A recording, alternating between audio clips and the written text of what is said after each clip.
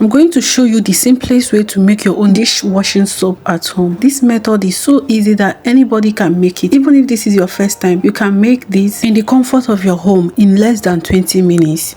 So the first step is to gather your containers, and then we are going to measure out the quantity of water that we need. Since I am making 10 liters of liquid soap today, I'm going to measure out 10 liters of water. You can get your own soap from a chemical shop. All you have to do is to tell them to please number it for you, and if they number it, this is what it will look like. Number 1 is our nitro This is soap. the base and it helps to take in the soap too. The next one is STPP, which softens the water and helps the soap clean more effectively. Next we have soda ash to cut grease and stains and also boost the cleaning power. Our number 4 is sulfonic acid, which is the main cleaning agent. On number 5 we have Tesapon, which makes the soap gentle on the skin and boosts the foaming power. On the number 6 we have SLS, which is also a cleaning agent. Number 7 is foam booster, just as the name implies. And then we have caustic soda, which reacts with sulfonic acid to form the cleaning agent in the soap. Then we have color and fragrance. Now, before we start our soap production, we are going to dissolve some of the chemicals to make our soap production go faster. The first one that I'm going to dissolve is the SLS. This is number 6. Please take note of the ingredients that you are dissolving. You can just put a sticker on the bottle so that when it is time to pour it in the main bowl, you are not going to be mistaken, okay? Okay, then the next one I'm going to dissolve is caustic soda. Please be careful when you are handling caustic soda. It is highly corrosive, okay? If you have glove, then please put on glove, okay?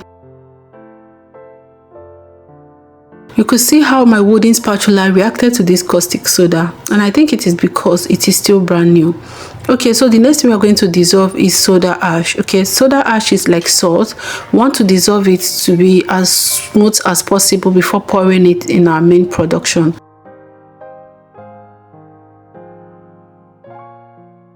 Before I started properly, I removed a little bit of water that I'm going to be using to rinse the bowl and dissolve my colors when it is time. So now to make the soap is very simple. All you have to do is mix in the chemicals according to the number. So here I've already poured my number 1, which is the nitro soap. Please, when you are mixing nitro soap, mix it between 5 to 10 minutes, and please mix in one direction until it thickens and combines well with the water. Then I'm going to add chemical number 2 followed by chemical number 3, just like that until you're completely done.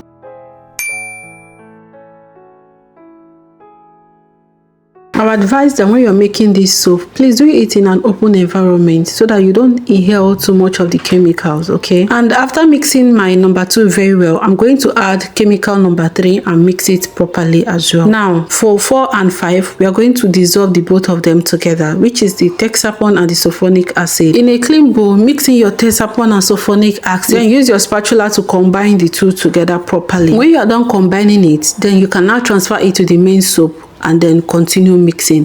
Please, at this point the foam is going to rise. Please do not mix too vigorously so that it does not float over. Now if you're making 10 liters of soap, you can use a 20-liter bowl so that you will have enough room to work on.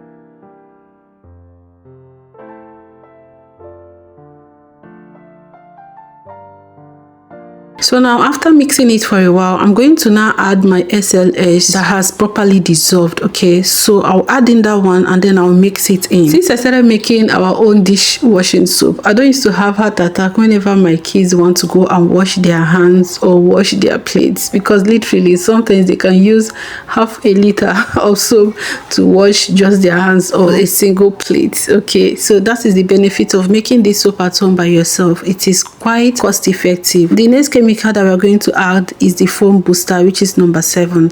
Now after we finish mixing in the foam booster, then is the caustic soda. Different chemical shops might number your ingredients differently. It just depends. However, I don't think the order will affect the final result of your soap. But next time when I'm going to make my liquid soap again, we are going to use a different method. This time around we are not going to use the numbering method. I did a little research and I found out that there is an order that the chemicals should go in. So in my next soap production, we are going to follow that order, and then we are going to compare it. We're going to compare the foaming with this one and see if there is any difference. I'm telling you, this soap foamed really well and I was really impressed. So after adding number 8, the number 9 is the color. Now you can choose any color that you want. You can choose yellow, you can choose blue, but green has been my favorite. You can also decide to not add any color at all and it's going to be white. I know someone that doesn't add color at all in her soap. She just makes it like that and uses it like that, especially for people who use this soap to wash clothes. Some of them do not like to add color at all in their soap. Okay, so yeah, it depends. Now when I make soap like this in my house, we use it only to either mop house or wash dishes or even wash like vehicle or stuff like that. Now once you finish making your soap, okay, you're going to have to cover it and let it settle for 24 hours. And once it settles for 24 hours, you're going to notice there is a difference. It's going to appear thicker. Now when it appears thicker like this, you're going to now add water the way that you want. Okay, please don't add too much water. And again, if there is any lumps, everything is going to dissolve properly and you're going to have a fantastic soap. Okay, so the trick is to let it settle for 24 hours. Don't be in a hurry. All right. I like to add my fragrance when I am about to package my soap. Fragrance, which is number 10, I don't add it immediately I finish adding all the other chemicals. I will leave my fragrance after 24 hours when I am about to package my soap.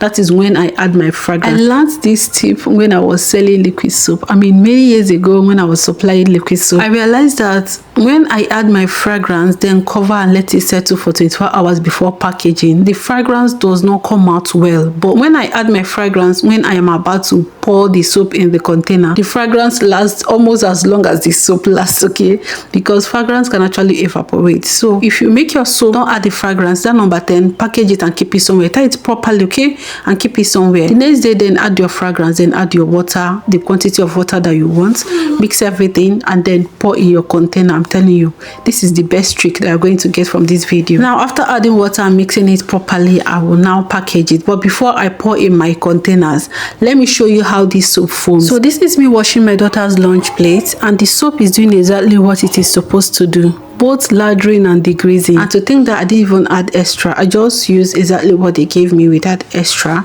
and the results came out really, really nice.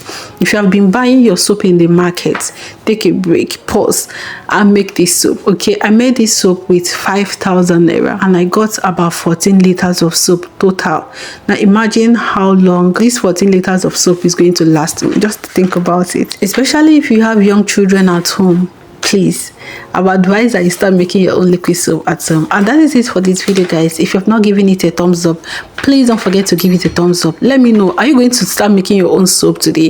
If you have any question, ask me in the comment section. I will be there to answer you. And as usual, before we end this video, here is the verse of today. It is taken from Proverbs chapter 24 from verse 1 to 2, and it says, "Be not envious of evil men, nor desire to be with them, for their heart devises violence, and their lips talk of trouble." Proverbs chapter 24 from verse 1 to 2. And so, my loves, until I come your way next time, my name is Favor. Please take care of your amazing self. Happy Sunday, love. Bye. Mwah.